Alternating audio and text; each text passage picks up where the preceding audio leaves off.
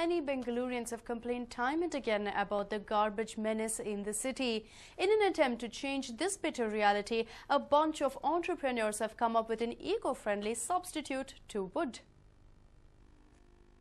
Doors, window frames, apparent wooden columns and busy workers. What seems like a small-time manufacturing industry is in fact a recycle company. And what looks like hard and sturdy wood is recycled plastic. Materials otherwise considered to be utter garbage are used to manufacture sturdy and strong products which can potentially replace wood. This is the brainchild of young Bengalurians who saw the growing garbage menace across the city. They decided to come up with a business proposal that would not only get rid of the waste in the city but also make money out of it. The idea was conceptualized over 6 years ago, but after elaborate planning, the young entrepreneurs obtained approval of the FDI before establishing a manufacturing unit. Discarded plastic materials like hand covers, used milk packets and other plastic materials excluding PVC and PET bottles are shredded.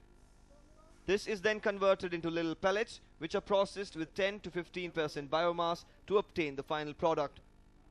Sturdy plastic which looks exactly like wood.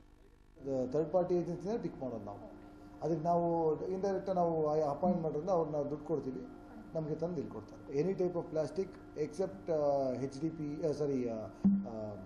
PVC and pet bottles ಅದು ಬಿಟ್ಟರೆ ಇನ್ನೆಲ್ಲ ಥರ plastic use ಮಾಡ್ತೀವಿ ನಾವು main ಅದರ ಜೊತೆಗೆ ನಾವು ಒಂದು 10% ಆಫ್ ಬಯೋಮಾಸ್ ಯೂಸ್ ಮಾಡ್ತೀವಿ ಇನ್ನು ಬೇರೆದೆಲ್ಲ chemical ಕ್ಯಾಟಲಿಸ್ಟು.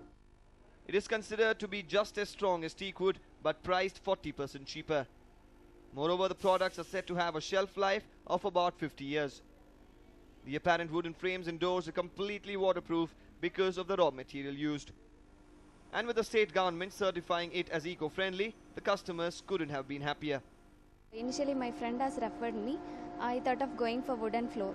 So I have came here to check the things and I have seen the how they are going to do it, how they are going to prepare and all.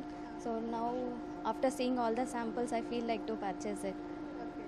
And my friend also used it and she is very happy with the product and it is waterproof. That is the good thing in that. While seeing the advertisement and after seeing the product I thought it would be more costly than in the market.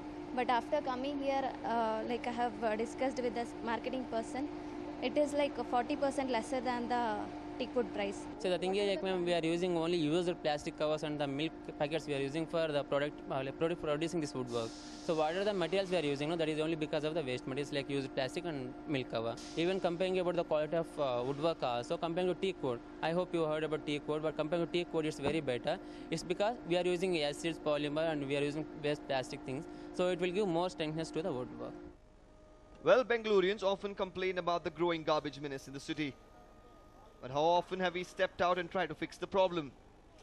Well, these young entrepreneurs are not only on their way to fulfilling their ambition, but also getting rid of Namma Bengaluru of its stinky problem. Amruta Patil for News 9, Bengaluru.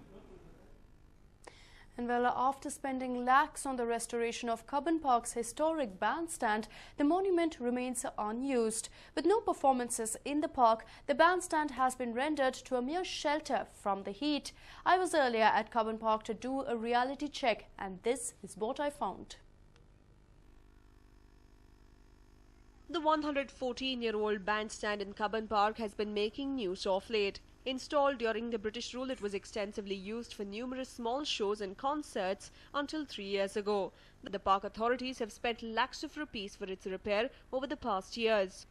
The most recent being from the Horticulture Department, which released 7.8 lakh rupees for this purpose. Well, this bandstand that I am standing in was built by the British for cool music on a lifting Saturday evening. But that's barely the case today. Today, this bandstand is used as a place of shelter for people and for birds. And that's pretty much it. There's absolutely no music played here. And that is because bird lovers have ensured that there is a stay, that the music is banned here to ensure that birds around do not go flying away, do not get scared by the noise. But at the same time, the government, in its attempt to preserve of this particular bandstand preserve a piece of history have gone ahead and spent about 7.8 lakh rupees. This was done last year in October. So much money being spent, but this bandstand barely being used for its purpose. It is now being used merely as a place of shelter and absolutely nothing else. The people around this area too do not know it as something that was a piece of history. It is simply known as a place, as an escape from the scorching heat. So will that change at any time now? Will the government go ahead and fight so that there is some sort of life to this particular bandstand? It is a piece of history, but that barely seems to be the case. It seems to have just turned into yet another roof for the people in Cubbon Park. The Cubbon Park authorities have written 3 official letters to Karnataka and Culture Department to organize small concerts and performances over the weekends. Though they have not officially turned down the letter, the department has verbally stated that they will not be able to do much because of the strong opposition they face from environmentalists. We have been told that conducting concerts here will disturb the birds in the Cubbon Park. Bird conservationists have approached High Court and obtained a stay order which prevents us from holding performances in Cubbon Park. If we agree to organize shows here, it will go against the High Court orders, and we have no intention of doing that.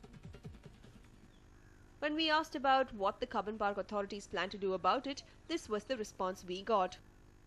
We have already requested our Director sir and also the Salaha Samiti, Cubbon Park and Lalbagh Development Authority, Shri Yellappa Reddy sir. We will also meet the concerned higher authorities in the Kannada and Culture Department, and we will soon see that the cultural activity will be in the at least in the Sundays morning or evening.